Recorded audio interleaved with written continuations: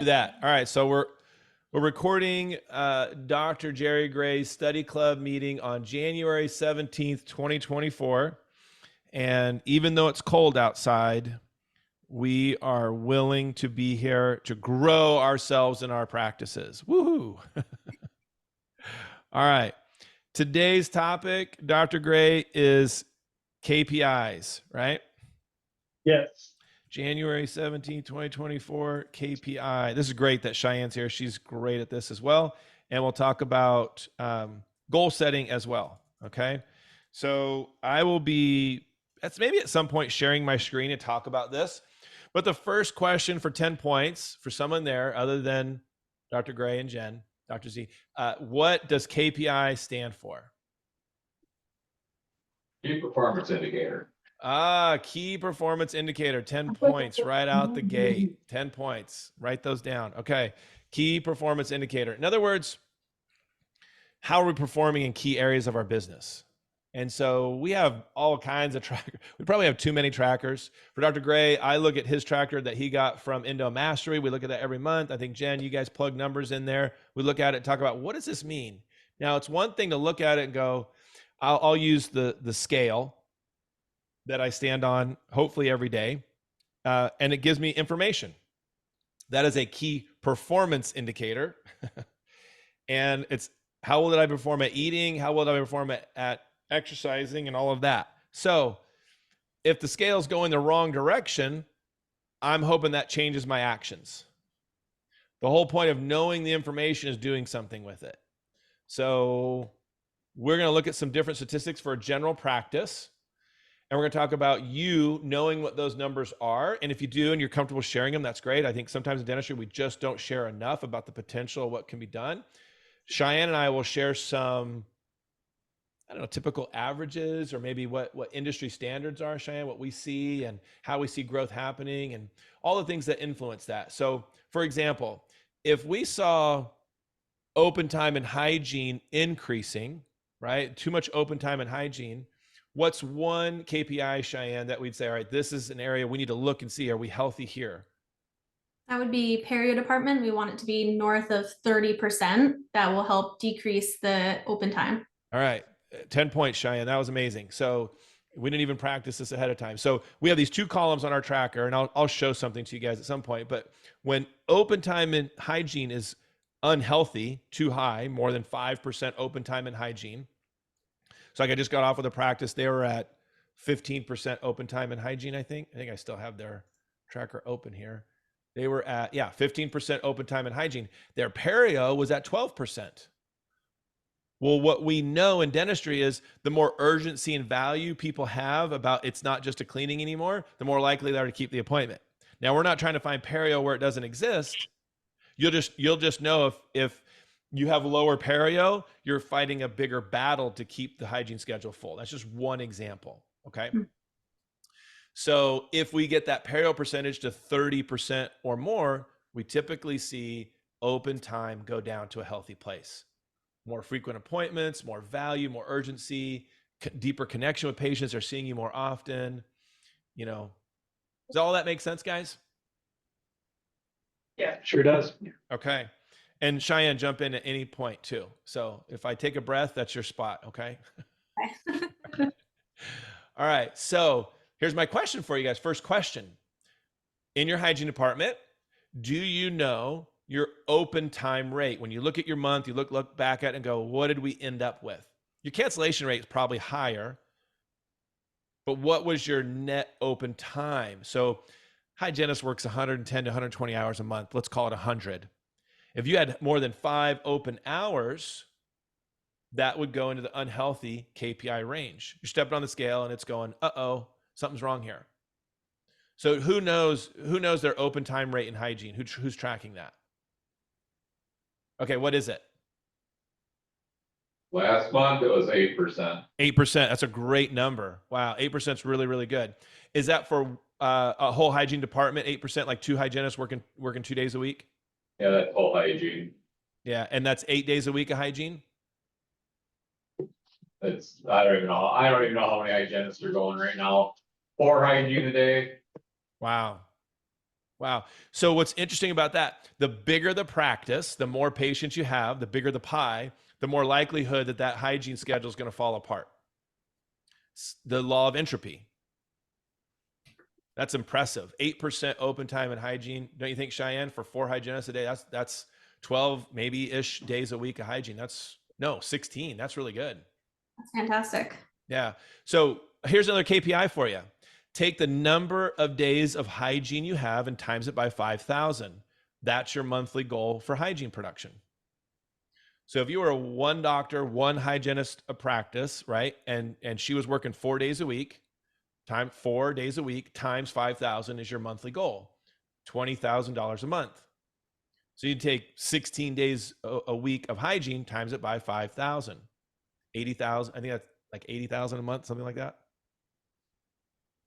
I think my math's right. So you can look at it and say, are we hitting our KPI? And if you only have 8% over time, you probably are. Now, how you get there is another KPI, 175 per patient and as close to 175 per hour as possible in hygiene. That is an industry standard for us. Cheyenne, go ahead. Yeah, per hygienist. Per hygienist. Thank you. So take 175 times 8 hours. There's your daily goal. That does not include the doctor exam. If you're not getting to 175 per patient, you will not get to 175 per hour. Is that fair, Cheyenne? Mm-hmm. Much harder to do. I mean, you have to be seeing shorter appointments, 30, 40, 50-minute appointments to get there. But yeah, usually your production per patient hygiene is higher than your production per hour. Both need to be 175. Now, anybody want to take a stab at why we chose 175?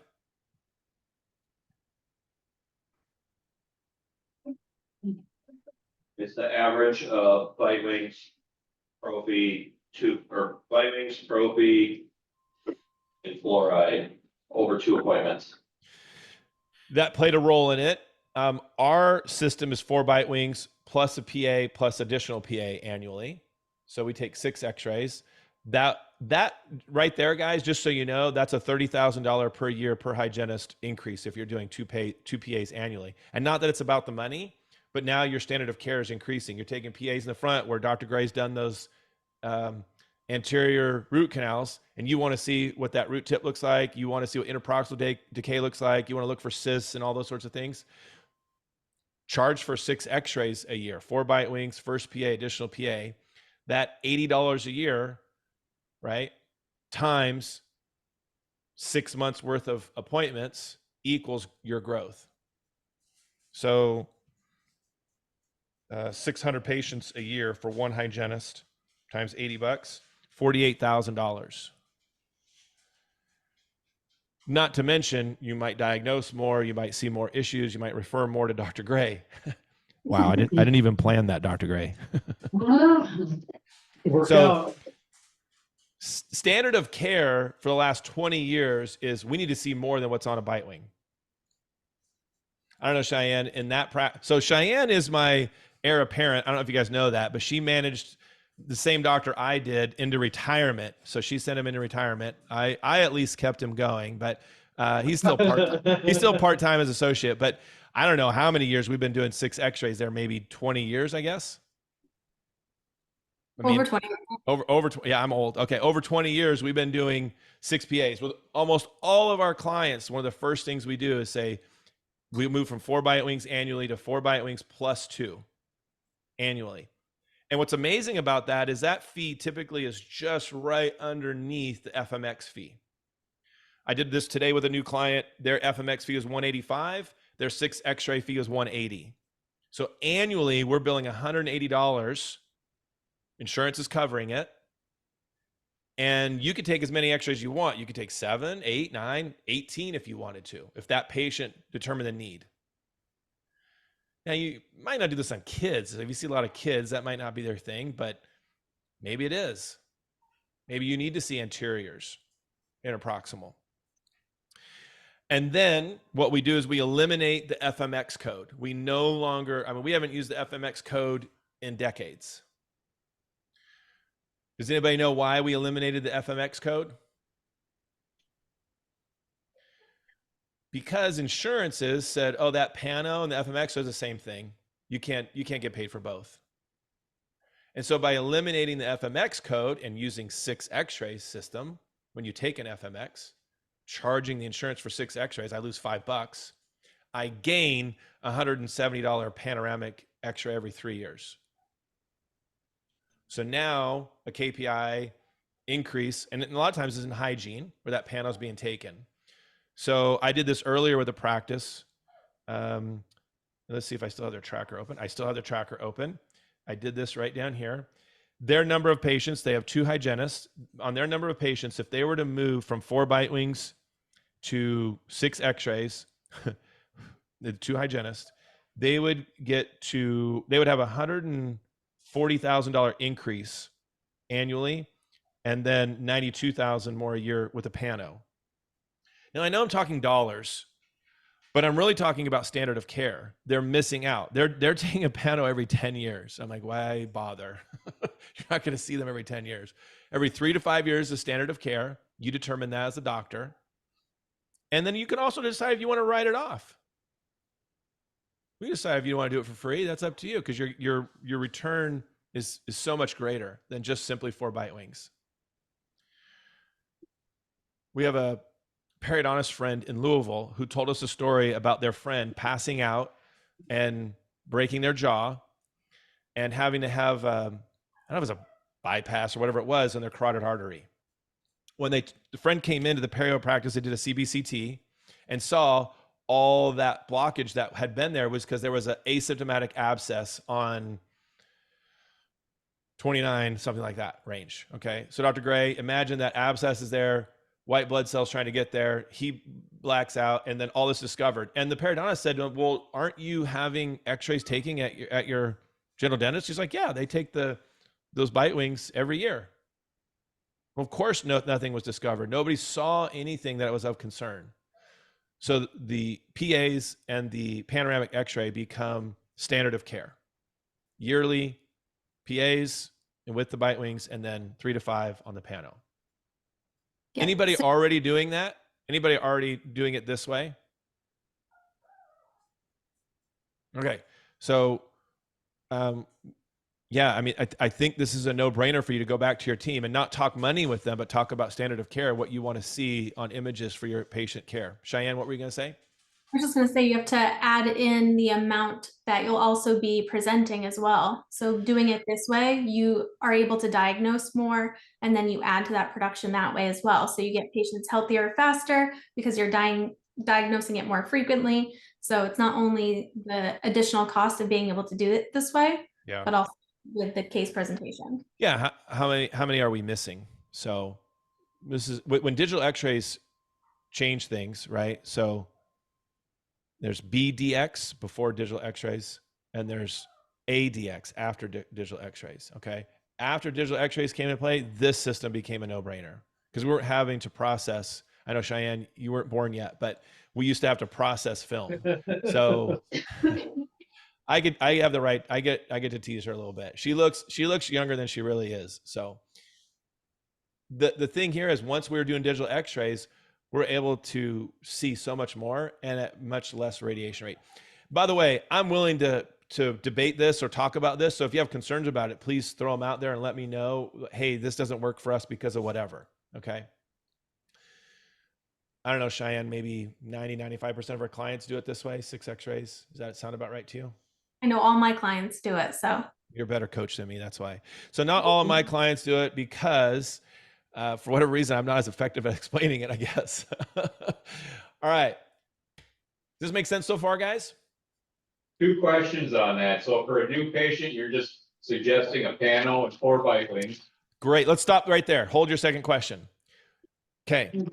I do not bill an FMX that day.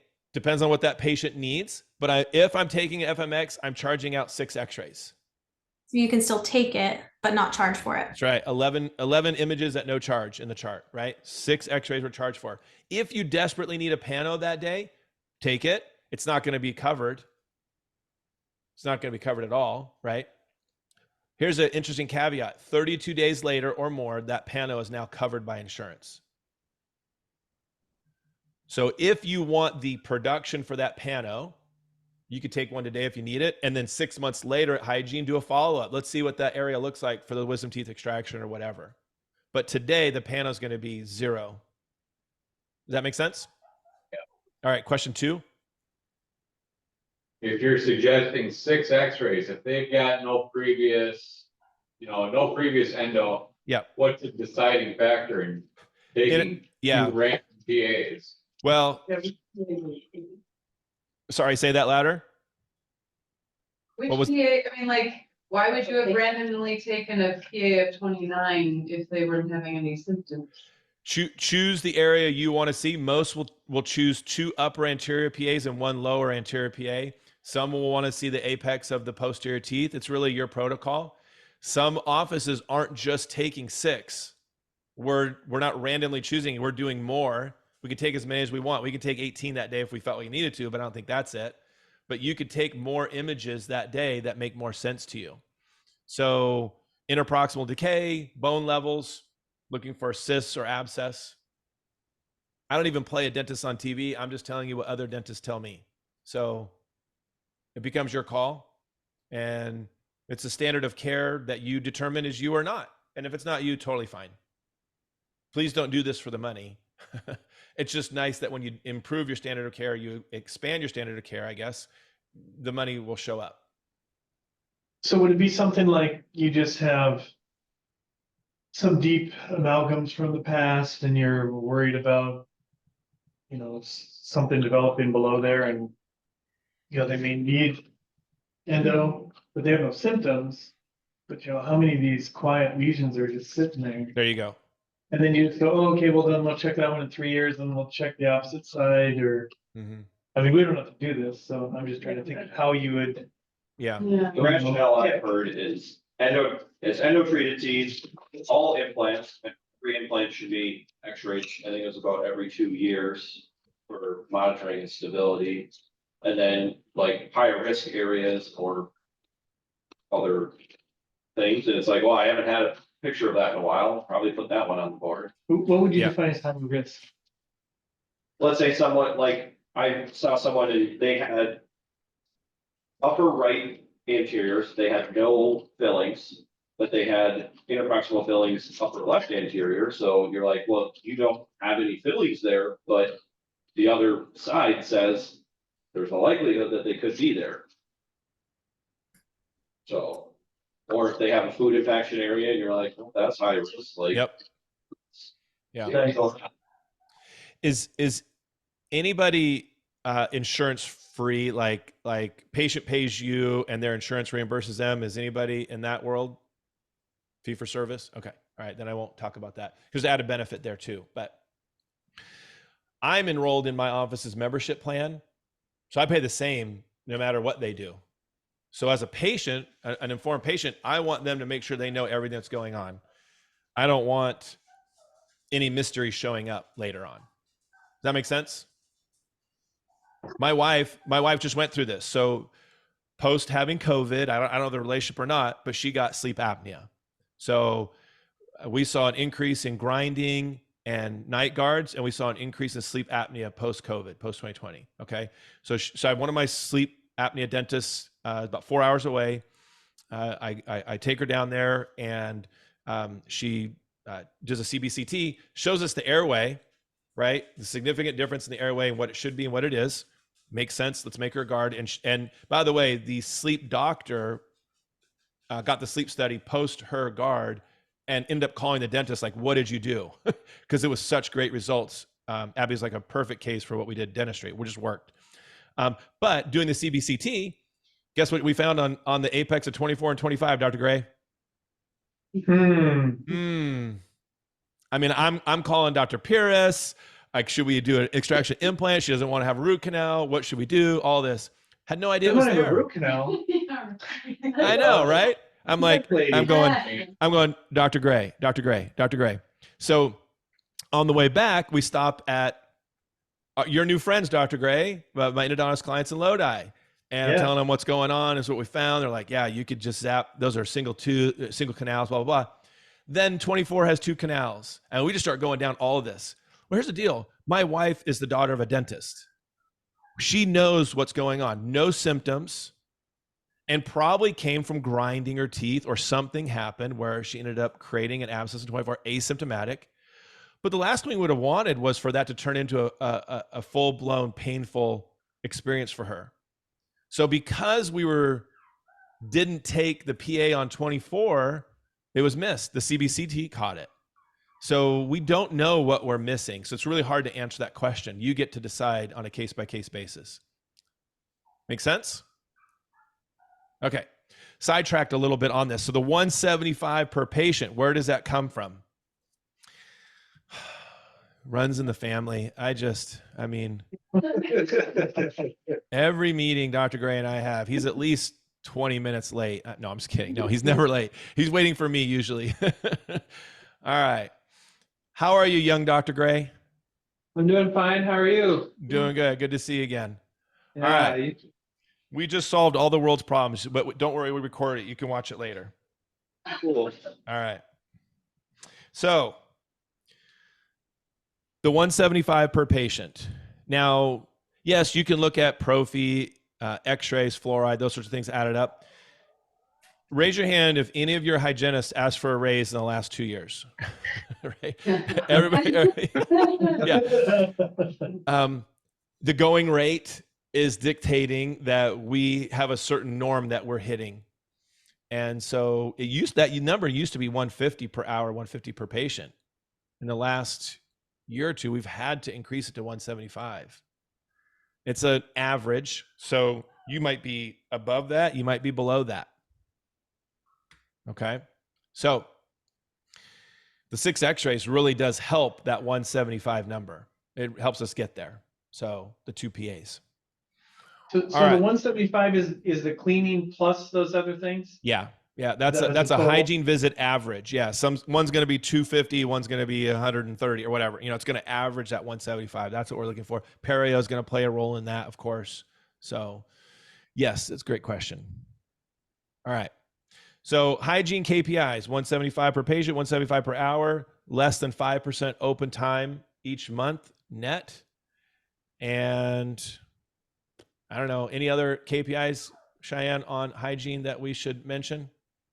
Nope, you hit them. Okay. So less than 5% open time Yep. and 75 per hour and north of 30 for perio. North of 30% for perio and 5,000 per day a week worked as a monthly goal.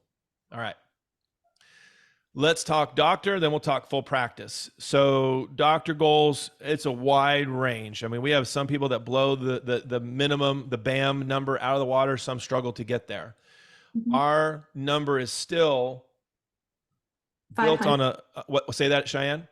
500 per Yep. hour per patient. Yeah, 500 per hour, 500 per patient. It really comes from the $1 million practice model is really where it comes from, 4,000 a day. So it used to be slightly lower than that. 3,300 a day is the $1 million model. 3,300 per day per doctor, 1,000 per day per hygienist, 5,300 a day, 200 days a year. You're at $1 million. That's where that came from. We just knew that was what you could do.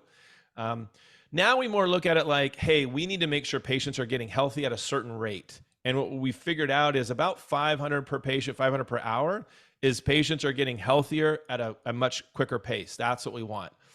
Plug your ears, Dr. Gray. We want to prevent toothaches. We want to get them healthier before that happens. We want to get treatment there. Okay.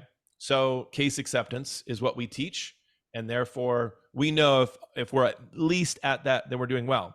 Now I'm looking at a practice number right now, and Cheyenne, you can tell us why. Their production per patient is $641 a patient. He had over $120 increase in production per patient, which meant he was getting his patients healthier faster this year, working on case acceptance with us. However, his $641 per patient was only $355 per hour. So why do you think he can produce $641 a patient, but only produce $355 an hour? What's happening? Well, I would ask if he's in network with insurance Mm-hmm. and how much open time he has. There you go, open time. So what's happening with him is he's 72, wants to sell his practice, and doesn't really want to do too much on these patients. He's got plenty of hygiene patients, but just decides, the next guy's going to do this dentistry. And I got a great relationship with my endodontist. No, I don't know. So, he just doesn't want to do longer appointments. He doesn't have a full schedule. he's seeing, maybe half the number of patients he used to see. And so he has open time in his schedule. So the more open time you have, the more that production per hour is going to drop. So your production per patient could be $2,000, but you could see one patient for an hour and not be very productive. So the hourly number always trumps the per patient number. Yeah, so he's very effective, but not as efficient with his time. That's right. We don't have a full efficient schedule. It's good, Cheyenne. So in this practice, what I tell him is, how do we get more case acceptance to actually fill your schedule without losing our effectiveness with production per patient? Because he does great when he does sit down with them. He's still doing high quality comprehensive dentistry. He just is tired. Okay. So does anybody know their production per patient on the doctor side? Is anybody familiar with that number? You're regularly monitoring that? No? Okay. So look at a day. You always work 8 hours, right? Probably whatever your number is. And always look at your net production and then divide that by the hours you work. You can also look at patients. When you see it reversed, production per patient below 500, but hourly is above 500, you're probably seeing too many patients, or you do ortho or a lot of perio. We'll do suture removals and post-op checks, things like that. It'll drive that per patient number down, and per hour ends up being higher, which is fine. It just means you're going to be more tired. You're going to have higher expenses each day. Did you guys follow that logic? Nod your heads if I'm in the ballpark, and shake them if, okay, thank you. I didn't know if the screen was still frozen or not. Can you go over that again though? So if you had a suture removal, that counts as a patient, like anything counts as a patient. That bugs your average now. Yes. That's why he doesn't see suture removal. Huh. So how it works on a GP side, right, is every patient that's not with the hygienist is a doctor seen patient. So like ortho patients, like if we work with ortho practice, just check. It's going to drive that per hour number, per patient number down, because there's zero production on those patients. As long as the hourly stays well, so like with the ortho practice, we do number of starts. We do number of starts per month that we want to have. That's the goal. How many ortho starts do you do? That's where your production comes from, because you're not producing something all the time. So in perio, you can have a very, very high production per patient, but your production per hour is going to be much, much lower, because suture removals, post-op checks, those sorts of things, consults, it's going to drive that number down. Okay. The more patients you see, the less efficient you're being. Too few patients, you're not being effective. We typically want a 1-to-1 ratio, 8 hours, 8 patients, 500, 500. That's the target. And sometimes some specialties that you do, if you're doing Invisalign, it could throw that off a little bit. Okay. Open time target for a doctor is 3% or less. You work about 110 to 120 hours a month. So, 4 hours or less, maybe 5 a month. That would be our goal, about 1.25 a week. That's our target. And there's verbal skills. We've done some training on that, cancellation. We've done some case acceptance stuff in these study clubs to help keep that number low. And it's totally doable. Totally doable. I had a practice in San Jose, California, very, very busy. They had 0 open hours for a whole quarter in their hygiene department. I was impressed. This is amazing. By the way, their perio percentage was 54%. There's a correlation there. Okay. All right. So doctors, if you do the math, a minimum daily goal for you is $4,000. Okay. Minimum. You're working 4 days a week, 16,000 times 4. It's just started getting complicated. All right, young buck, 16,000 times 4. What is it? 64,000 a month. Okay. That should be a simple monthly. This is my target. This is what we're trying to get to. Now, if you're already above that, we talk about a 10% increase every year. Mm-hmm. Once you're above the this is the BAM, right? You guys know what BAM stands for, right? I'm not allowed to say it, so I can't say it. Who knows it? Somebody else in the room who knows it can say it. What's BAM stand for? Really? You're gonna make me say Diane? It's bare butt minimum. Oh, Cheyenne, thank you. The PG version, yeah, bare butt minimum. Your BAM goal is here. This is what we need to be doing. We're a business. So if a real estate broker was talking to a bunch of real estate brokers, they would know what that number is. And they would know how to answer the phone. They would know how to schedule appointments. They would know all of the ins and outs of their business. In dentistry, for some reason, we get so clinically focused, we lose the business strategies that we need to have. And we have some of them, we just don't have all of them. And I want to make sure you guys have all of them. Okay. Now, this is where insurance and good guy discounts or good gal discounts come into play, is collection rate. So Cheyenne, what is our goal of what we're going to collect? So at least 98% of our total production. Yeah. So 98% is our target. Mhm. But for every insurance you're in network with, that just starts going crazy, right? So a 98% collection rate is phenomenal. So like this practice I'm looking at down here, they were at 82% collection rate. The reason for that is they're in network with our big bad friend, Delta Dental. So they have an 18% write-off rate for the whole practice. And they're only about 30% Delta. So there's a cost to doing business with them. Mhm. And you need to know what that is. So when we put write-offs on top of collections, it met production and they can't collect anymore. Okay. So I'm going to share with you guys a tracker and show you what it looks like here. Let's see.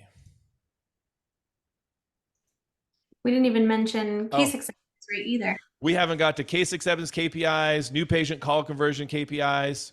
So Cheyenne, go for it. Go case acceptance. Yeah, so case acceptance is 80% of patient scheduling and 60% of the dollars you're presenting to get scheduled as well. All right. So 80% of the people schedule something, Mhm. right?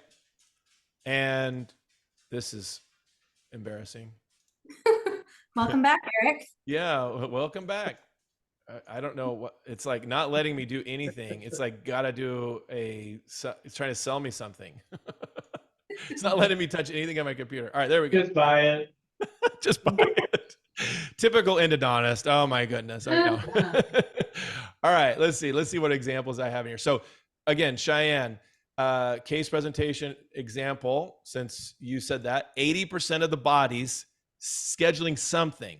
Just get them back in for an appointment. That means only 20% of people don't schedule something. Okay, right here, 84%. So this practice presented to 32 people, 27 of them scheduled, 84%. Okay, and she said we want 60% of the dollars being scheduled. They presented 80, scheduled 56. Well, our goal is 64,000 a month. We didn't even get there. That means we're not presenting enough dentistry to get there. Their average case size presented was 2,500. This is real data. And we looked at it and said, wow, we're not seeing enough new patients, only 6 new patients to influence the average production presented, average treatment presented per patient. And so 2,500 is a pretty good number. They just didn't have enough of them. Yeah, only 32 patients. So gives you an example there. Okay. Questions about case acceptance? Can you go over the 6 new patients? I see that. Yeah, 6 new patients. 32 patients in whatever time frame you're talking about. The month of November, they presented to 32, or at least they tracked 32 of them. Maybe they presented more, but they didn't get all of them. And their average case size that they presented was $2,500. Okay. Now, the month before, 37 patients and an average of $1,900. Okay. So this isn't everybody that comes in for their recall. in this practice, it was. Yeah. They saw the hygienist, saw the hygienist. Okay. This is the practice that runs at 54% perio, by the way. Yep, so this is for all patients that they presented any treatment to. So you can see the Mhm. column where it says new patients, and then it says current patients that you presented treatment to. Yep. So for example, they presented to 6 new patients and then presented to 26 current patients. Yep. Ones that were in for hygiene. All the way down. And so what's great about this tracker is when somebody doesn't schedule, right here, Ricky Bobby did not schedule root canal posting crown. Oh my gosh, Dr. Gray, they didn't even schedule the root canal. 2403 was the presented treatment. Patients scared to start treatment due to the holidays. They didn't schedule. So what you would do is in December, you're like, hey, we need to follow up with some people. You come back to November's tab and you look here at your follow-up column and you say, all right, here's some people want to do the implant, do the finances. Let's follow up with Betty. Let's give her a call. Okay. So great tracker to use. Now, let's go back to those numbers that I was talking to you about. We'll use this one. This is a 2017 tracker. So this is a little bit old. So numbers are going to be interesting to look at. So this practice produced 1.3 million, and they collected 1.294, almost 1.3 million. With their write-offs, though, they met or exceeded that goal. They actually collected 98% of what they produced. Okay. Oh, we need to talk about this one too, Cheyenne. So every month you could go like this and say our average monthly collections was 108,000 and our production was 110,500. We were within norms. Okay. And those numbers I was talking about for hygiene at the beginning, they only had 7% perio. Well, this was a scratch practice in 2016. They saw all their new patients, not all of them, most of their new patients in hygiene. So it was really hard. And finally, when I was like, hey guys, it started kicking in. Make sense? Open time being tracked. They are over 10% open time. Again, scratch practice, adding hygiene hours, trying to get enough patients in. So their production per patient, 154 back in 2017, and their hourly 123 was low because of open time. So we look at this every single month, and we start giving you pointers as to how to improve these sorts of things. This was the first scratch practice now that's at 3. So I can tell you these numbers have all gotten better enough to open 2 more locations. Okay. Doctor side. Let's look at doctor. This is always an interesting one to look at because doctor open time, single doctor, only 8 open hours a month within goal. And then all of a sudden, doctor open time went to 45 open hours a month because we decided to add an associate. And, you know, we saw a lot more patients, but we didn't really produce that much more. We went from average production of 80,000 a month to 77,000 a month by adding an associate. The pain, the growing pains, right? Well, why is that? I mean, it just wasn't quite busy enough to do it, but we knew we needed to take advantage of this associate opportunity. Our production per patient went from 544 down to 488. Cheyenne, why would our production per patient go down when we add an associate? Because you have more time and not enough patients to fill the schedule. That would be the hourly. Yeah, hourly definitely went down. The production per patient goes down when you add an associate because the associate dentist isn't going to be as confident in presenting and scheduling and treating that much dentistry per visit. That's typically what we see. So, but you're right, Cheyenne, the hourly is going to go down too. Mm-hmm. Too many hours, not enough production. It went way down. Okay. So, and then new patients, typically about 15 adult comprehensive exam new patients per month per doctor. This practice averaged 42, again, as a scratch practice. So it was really trying to grow. Okay. And AR. People will say to us, well, what should your AR be? Well, I don't know, because I don't know what you're producing, but somewhere between 60 and 80% of an average month's production, right? So they averaged 110,000. So I don't know, 75,000 maybe total AR would be great. Sometimes it's going to be higher than that, lower than that, depending on how much ortho they do, right? Invisalign, you know, how much you're paying things out. But at the end of the day, what's important is these numbers right here, that when you break down your AR, your current AR is 85% or more. If you can get 100% OTU in current, perfect. It's healthy. I really don't care how much it is because none of it's going to 30 days. That means it's all getting paid. Mm-hmm. And 5% or less on all of this. So side note, when we did the Delta Free with Dr. Gray, what did our AR go from and to? Well, the write-off is 20% of our total gross. Your accounts receivable. We had an accounts receivable that was running over in this column. We were seeing it like we were waiting on insurance money, basically. And I can't remember what that dollar amount was. We watched it just go, as we got rid of Delta, it just went, boop, just fell off the cliff and went almost to zero, like no accounts receivable whatsoever. Because the only money we're waiting for is a little bit. I don't know, Jen, if you remember that number at all, but. I don't. I want to say it's somewhere in the 50,000 maybe. Yeah, and then all of a sudden it just disappeared. Okay. Yeah. So everybody's different on their accounts receivable, but healthy is current AR. So we have a whole system on how to get that healthy with weekly statements and how to handle overdue accounts and how to collect up front, all of that. That's a whole nother conversation to have. So And then new patient call conversion. There's actually a KPI for that. The marketing companies that we work with, like Dr. Gray works with and others, we have a couple that we work with, they talk about a number of new patient calls that actually turn into visits. Have you guys heard this stat before? Anybody want to take a guess? For every 100 new patient callers that call a dental office, how many of them end up with an appointment? Do you guys want to take a guess? I'll give 10 points to the closest person, whoever gets the closest number. 20. Who said 20? Wow. You're killing it. 22% conversion rate in dentistry right now. Oh, what? Usually people go, oh, 80%, 90%, 75%. It's a 22%. That means 100 phone calls, right? Half of them don't get answered because they called during their lunch break. And where are you during their lunch break? You're on your lunch break. And then they call after 5 p.m. when they're not working. Well, where are you after 5 p.m.? You're not working either. So the call conversion rate's almost impossible to convert because we're not answering the phone.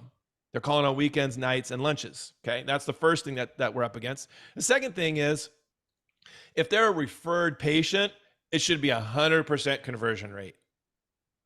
We can fix whatever's up against them not wanting to schedule. If they've been referred to you, that should be a no-brainer, right, Cheyenne? I mean, if they're referred, it's like a hot.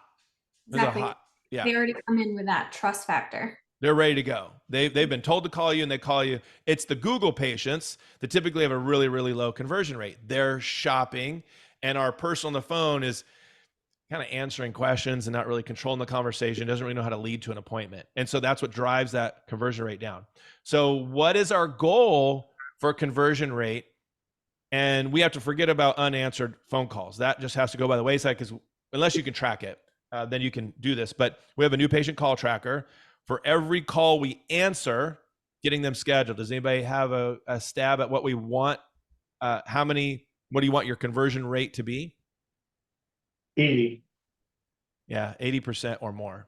It really should be 80% or more because you get 100% of the referrals, right? And they're going to be most of them. And so our KPI is for every one doctor, at least 8 referred patients a month, at least 4 from online sources. There's 12 of your 15. The other 3 will fall in. Now, if you get more than that, great. That's really, really good. But that is that BAM goal. Okay.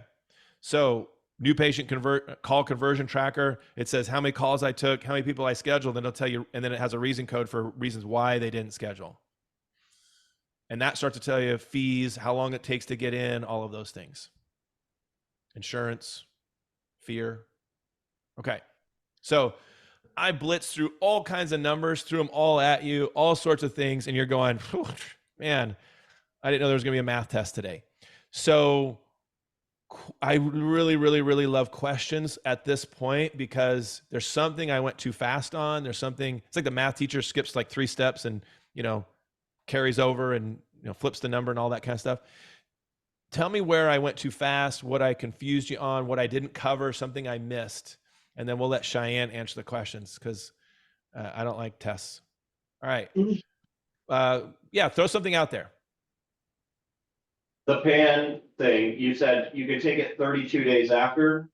As far as I'm concerned, or as far as I know, they'll reimburse it as long as they're not the same day. So like you could see them Tuesday and then Wednesday you could have them back and you could take it and it's reimbursed. Why'd you say 32 days? Because every state is a little different with your carriers and the kind of the norm. I've got to speak in terms of national rules. Some states, you're not going to get away with that. So if you're getting away with it the next day, then do that. That's awesome. Most of the time, it's 31 days. For example, it's 30 days, 31 days. I say 32 because I need to make sure I give an extra. I don't want somebody to come back to me and go, I did it on day 31, and it didn't. I'm always going to go to the worst case scenario for clients all over the country. Is that fair? Makes sense. Yeah. So if you can do it the next day, then of course, absolutely do that. I don't know that you're going to get a patient the next day, but a week later when they come back for cleaning or consult or whatever the treatment is, yeah, take the pano. Wonderful. Even if let's say you're really busy with new patients and you're more than 7 days out to book a new patient, have them come in and see your treatment coordinator or your new patient coordinator, your assistant who happens to be free while you're with a patient, and she's going to do the conversation. She's going to do photographs, intraoral photos, take a pano, and then have them back to see you. Right now you've developed relationship. Now they're going to come back and see you. And at that point, you'll take the 18 images and charge the 6 x-rays. And now they're on separate dates. Get both You'll covered. do it in that order, not the exam first.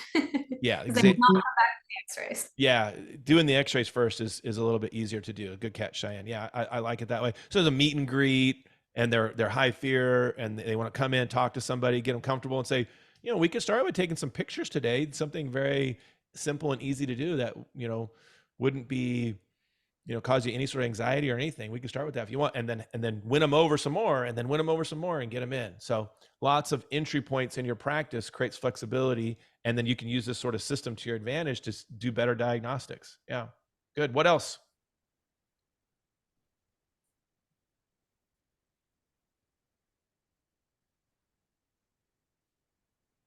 Well, I don't know if you covered it or if I just remember this from hearing you before.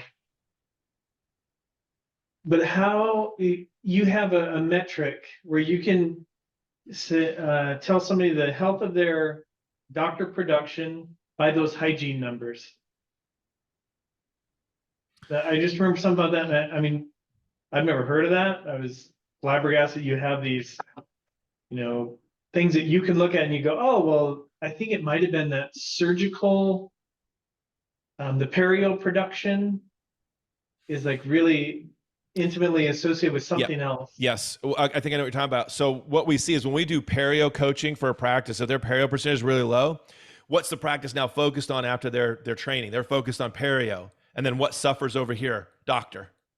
All of a sudden, we're scheduling all kinds of perio, and we're increasing the perio percentage, and things are going well. And perio goes up, production goes up in hygiene, and then doctor suffers over here. And we do see that happen. So you have to be really careful when you do get perio focused, and we call it planting the perio seed, that you're also not approval addicted, and you're still talking about dentistry, what operative stuff, restorative. Yeah, is that what you mean, Dr. Gray?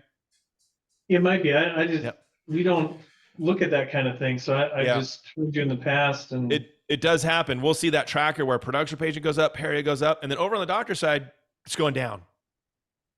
There is this inverse thing that happens with some practices if you're not paying attention. Yeah, that's an intricate KPI for sure. It's like I don't see the numbers anymore. I just see the matrix. I don't see numbers on the screen. I just see what's going on in your practice. Numbers tell a story, though. They really do. They tell how healthy or unhealthy a practice is, or where the unhealth is, and then there's a system behind every single number on how to improve it. So we can absolutely coach and give pointers and coaching hacks and tips on how to get there. Cheyenne, any other numbers that we didn't hit today or maybe I didn't go deep enough on? No, I mean, 12-month marketing plan came to mind. Not necessarily KPI. 100% of continuing care. Oh, okay. That's a good one. So let's talk about continuing care. So we want 100% of your patients reappointing for their next hygiene visit, right? Some people will say 95%. It's like very few people should walk out and go, yeah, I don't know what I'm doing in 6 months, so I don't know, I'm not going to schedule anything, that kind of talk. If we do a really good job chair side of focusing on the condition of what's going on in their mouth, they're feeling urgency to schedule that 6-month hygiene visit or 3-month hygiene visit. So we want 100% reappointment rate or pre-appointment rate for hygiene appointments.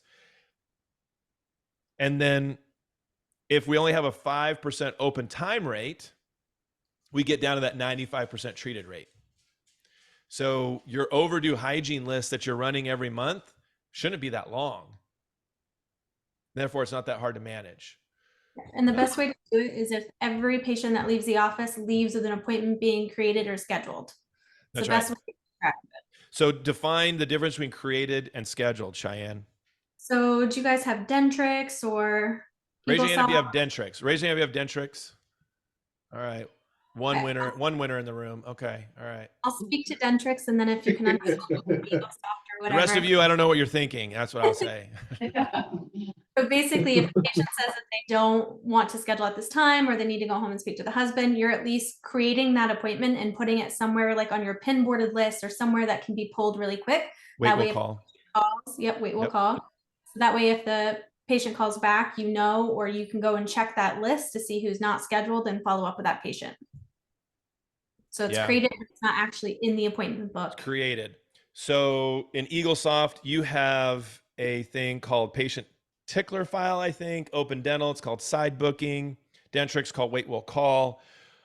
Especially on doctor side, but everybody leaves with their next appointment being created. I will use that treatment case acceptance tracker to do follow-ups, and I'll go and I'll look in my unscheduled appointments. I'll double click on the schedule, and Dentrix says patient has an unscheduled appointment, like to view it, and you say yes. It has all my notes in the appointment on every single time I've tried to schedule that patient for that crown. And I'll put a note, this person's heading towards Dr. Gray's office because they're not moving forward with treatment. So you start, keeping up with your notes, you have tracking into it, and you really don't have to rely on your unscheduled or overdue hygiene list, because I've got another prompt in my schedule saying, in 3 weeks, has Ricky Bobby scheduled his hygiene visit yet with, I call her Virginia. My hygienist always named Virginia for some reason, but does he have his hygiene appointment scheduled yet? I'll go look and it's still unscheduled. Now I know I need to call. It's been 4 weeks. I know I need to call Ricky Bobby again. So we're starting to get into a continuing care system, but it should be almost organic. It should just run itself. You don't need to go run a report. You've got things in the schedule telling you when you're supposed to follow up with these people. So let's say Jen comes out for an appointment and she decides not to schedule her hygiene visit or the crown on number 3. I create both appointments. I wait, we'll call them. I say, you can call back. I put a note in there, patient not ready to schedule for whatever reason.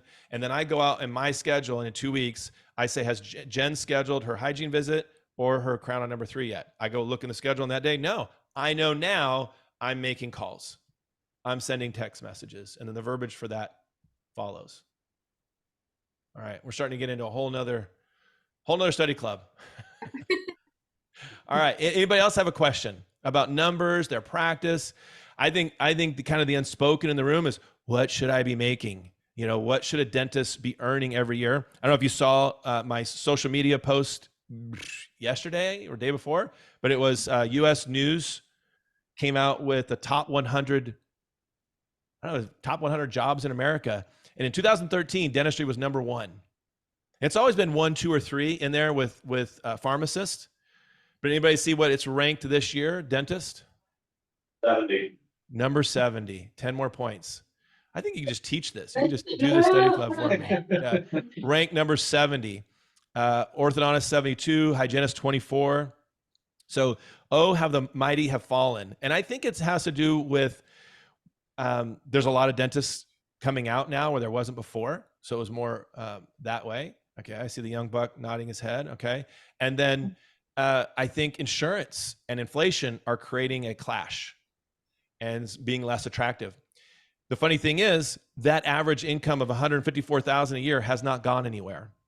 Now, if you ask me, it's not really $154,000 a year because we got really good CPAs. Okay. So we're incorporated, and that's the reported amount that we make every year. But I will say this, if you don't have access to, as a dentist, at least $400,000 a year access to, that's to pay your loans, to pay your debts, to pay your building, to pay yourself, okay, to pay for your company vehicle, to pay for your Verizon, to pay for your internet, okay? If you don't have access to $400,000, something is broken, okay? Now, I know some people are like, oh my gosh, that's too much money. I never wanted to make that much. I just wanted to help everyone. Okay, that's fine. But if you don't have access to that, you can give the other extra $200,000 away. I mean, there's all kinds of charities that you could find. They're raising their hands all the time, okay? So you can give the money away if you want. You can give it to your team. You can pay them more. But if you don't have access to that, something is broken in the practice. Now, I'm talking about a 1 doctor, 2 hygienist type practice, $1 million practice. That's a 60% overhead. That's all. 40% left over. That should be what a dentist earns. I don't know about lawyers. I don't know about real estate agents. I know dentists. And I'm not trying to be like money grabbing for dentists or anything like that. I honestly, truly believe that's what they should be making. And I truly believe that the team in that one doctor, two hygienist practice should be sharing $260,000 together, 26%. And I can get into profit and loss KPIs another time. And so if you're not hitting if somebody's watching this later, whatever, or you want to talk one-on-one, you can talk to Cheyenne, you can talk to myself, you can talk to Heather at allstardentalacademy.com. We're happy to talk about your struggles and what's going on, and recognize that some things are a marathon to get out of and where you want to go. But I don't know, Dr. Jerry Gray, I have to say Dr. Jerry Gray. I mean, do you think by me saying that, do you think I'm being crazy, or do you think that should be a number that we should be at in dentistry? And I know you're not a general dentist, but I'm asking you because you're not a general dentist. I mean, do you think that's a fair number? I think so, yeah. I mean, Yeah. with the debt that you come out with nowadays and the responsibilities, yeah. Access, not the after-tax, blah, blah, blah. Yeah. Access to. Okay. Maybe you bought your building and you're paying yourself rent and all that. That number changes. Okay. So we get into P&L review. This is a big time of year for us to do P&L review. And all we're looking at is percent of income column to say, all right, yeah, total pay is at 26%, maybe 30% maximum. Labs at 9% or less, rents at 4 or 5%, depending on if you own the building or not. Dental supplies, office supplies, all those percentage of 5 and 3. So we have just this list of where they ought to fall in percentage wise. And it's funny, a lot of that adds up quickly. And you're not going to say, oh, team, I realize I'm paying you too much. Eric told me we're at 32%. I got to take some pay away. You're not going to do that, because that team has already been paid that. What you fix a budgeting problem by going collecting more money. That's it. And so we can look at the P&L all day long and say, yeah, we got to do something. Cheyenne, Shelly did a review with one of our mastermind members and recognized that based on her P&L, they needed to increase their collections by 50%. Yeah. So we're laughing about it now because she was so great about it, the dentist, but we have expenses. We have fixed expenses. And so we got to go produce and collect. And the good news is we're not selling something people don't need. We're selling health. And if you do that with high integrity, the money will all work itself out. So, all right, one more minute. Last questions. Anybody have a thought on that? Could you go quickly as to, we talked the other day about marketing, dollars per patient. I never knew that was a metric. If you can cover that real fast. Yeah, sure. Let's do it. It's easier to look at it. So 2% marketing budget for every practice is pretty normal, 2% marketing budget.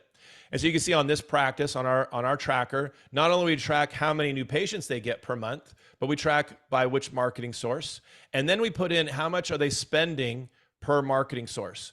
So their mailer was an epic fail. They were spending $1,565 per patient to come in. No bueno. And what we realized is that money needed to go over to Google. So you can see what happened at the same time. We shifted that money from the mailer, gave up on it. A couple trickled in later, and we shifted that to Google, and the response was much, much better. And we ended up only spending $84 a patient. So for paid advertisement, we want it to be less than $250 per patient. And when you add up all of your sources, you want it to be less than $55 per patient. So we were in excess of that because the mailer was such a failure. And how much is that patient worth over? Yeah, lifetime value. Yeah, so you saw the numbers, 2,500 average per patient we were proposing, right? 2,500 average case size. And so we know we want a 10x return on our investment. So if we're spending $250 to get a patient, the case acceptance on the treatment plan needs to be at 2,500. That's where that number comes from. So obviously you want to spend $0 to get a new patient, but that's kind of hard to do. So if you're collecting $100,000 a month, you're probably looking at spending $2,000 to $3,000 a month on marketing. It's getting more and more expensive to pay for Google SEO website. I remember it was $89 a month for SEO. That's how old I am. Now if we refer somewhere, our clients get a deal and they're probably spending anywhere from $2,000 to $3,500 a month working with a website marketing agency. It's just not cheap anymore. So, and those that got in before that, they're kind of grandfathered in. So we have some clients that are Now we look back and go, oh my gosh, they're only spending $1,200 a month on SEO because they got that deal and the agency isn't increasing it. So we see that, we go, yeah, probably don't want to get out because your fee's going to immediately double by the time you go somewhere else. They're going to redo your website and all of that. So it's cost per acquisition. Ultimately, you want it between $33 and $55 for your whole practice, but we know paid advertising is going to cost no more than $250 per acquisition. That's the ceiling. All right. The more effective your company is that's working for you, and the more effective your conversion rate is on the phone, the lower that number goes. Your phone conversion rate's low, your cost per acquisition's high. Gosh, I love talking numbers. It's so sexy. Yeah. If you love graphs, watch this. No, I'm just kidding. All right. All right. Well, we got to laugh about something, right? We got to laugh about something.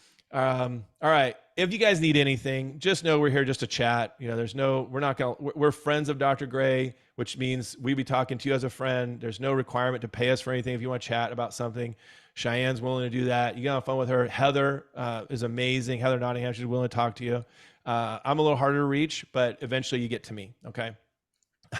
Just might be a little further out, but I'm happy to do that if you feel like that's necessary. Okay. Awesome. Awesome. Dr. Gray, was this okay?